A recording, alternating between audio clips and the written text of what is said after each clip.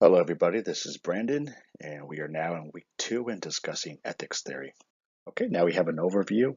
I'll be discussing applying the theories to public administration. I'll be applying natural law by Aquinas, as well as utilitarianism by Bentham and Mill. And then we'll just be discussing in theory only categorical imperatives by Kant and contractarianism by Hobbes.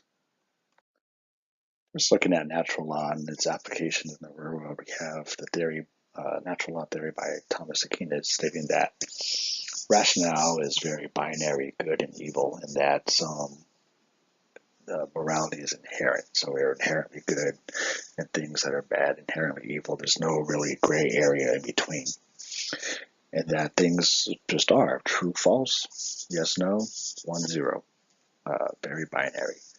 Now, how does that apply to public administration today? Well, that's how we trace. This is where we get the adherence to the Constitution. We believe that the Constitution outlines basic rights that are good and repudiate evil, and we follow it. Our nation has followed it for hundreds of years because we believe this is a very black and white scenario.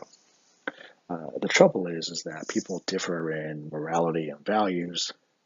So what some may determine to be good may not necessarily be good judged by somebody else, or what someone judges to be good actually may be judged to be evil by somebody else. This is where we get into tricky situations, which lead to tough Supreme Court decisions, such as Roe v. Wade, for instance. Some will argue that abortion is inherently evil and we should ban it, and some will say that that's not necessarily the case and we should allow it. So it creates a lot of arguments by trying to force everything into good versus evil, black versus white, yes, no, 1-0 binary systems, when there may be gray areas or disagreements amongst people within the society about what is good, if something is more good or less good, or something, there are scales to these things. Something's more evil, less evil, or we have something where some evil is justified so long as good happens in the end. And this is where we get some issues. Now we're moving on to Immanuel Kant categorical imperatives, where if one person is allowed to do something, you want to take the test and allow everyone to do it and see how that affects society as a whole. So now you have government employees. You allow one employee to supervise a family member, and it's fine. They're actually able to serve in a professional capacity, no problems, no issues.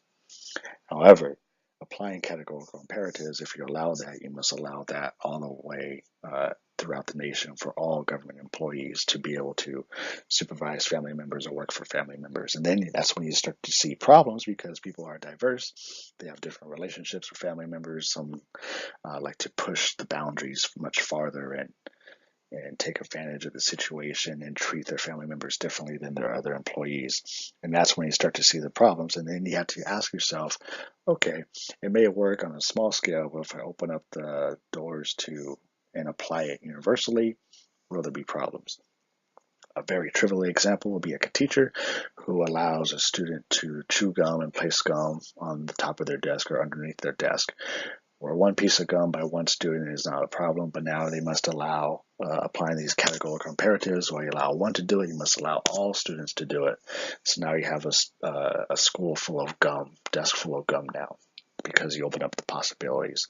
So sort of a litmus test to see if, well, it may not necessarily create problems, to allow one person to speed on the freeway 90 miles an hour, but now you open up the doors and just allow everyone to speed at 90 miles per hour with no regulations, you're going to have large scale problems. Now, on to utilitarianism and the applications of it.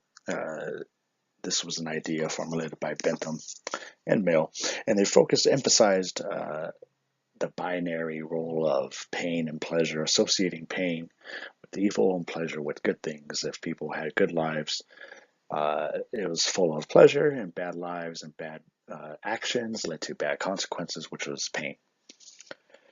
Now, as we saw in the videos from our notes, it was a very demanding theory to abide by. You have the situations where you are merely a witness to something bad going on. You must do something. If you do not do nothing to alleviate the pain or increase the pleasure, then therefore you're getting your hands dirty as well. In current public administration, I would say this would apply to uh, healthcare law, healthcare theory, including what we call the Affordable Care Act and also other ideas for improving the healthcare system. Some ideas may be unpopular, have different values depending on your political beliefs, but ultimately, the politicians pushing these ideas believe that, regardless of your political standing, they are trying to decrease the pain, which is people who are suffering from illnesses, ailments, and lack of care in healthcare, and increase the pleasure, which is improving the standard of life and health by improving the healthcare system as a whole. So we're focusing on the ends rather than the means. That the means are justified by the ends. Yeah. Now to touch briefly on contractarianism, we saw where people are rational and they get along with their neighbors, very trusting. They're going to create contracts, social contracts that allows uh, everyone's boats to rise together. For example, you have the one neighbor that we learned with avocados, and the neighbor had the mangoes. They're both rational beings, realizing that they cannot consume that much of each fruit. So they're going to come up, recognize that someone else has something that they need, and they have something that someone else may need. They're going to make a contract. Everyone's going to be happy. This is one of the important bases behind how our free markets work. So it is a very important idea in theory. However, you may see this theory fall apart when you have individuals who do not trust each other.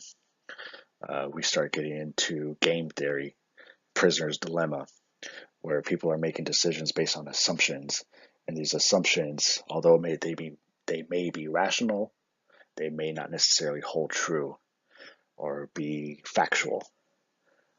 So now you have people making decisions which may harm other people or even harm themselves based upon these assumptions.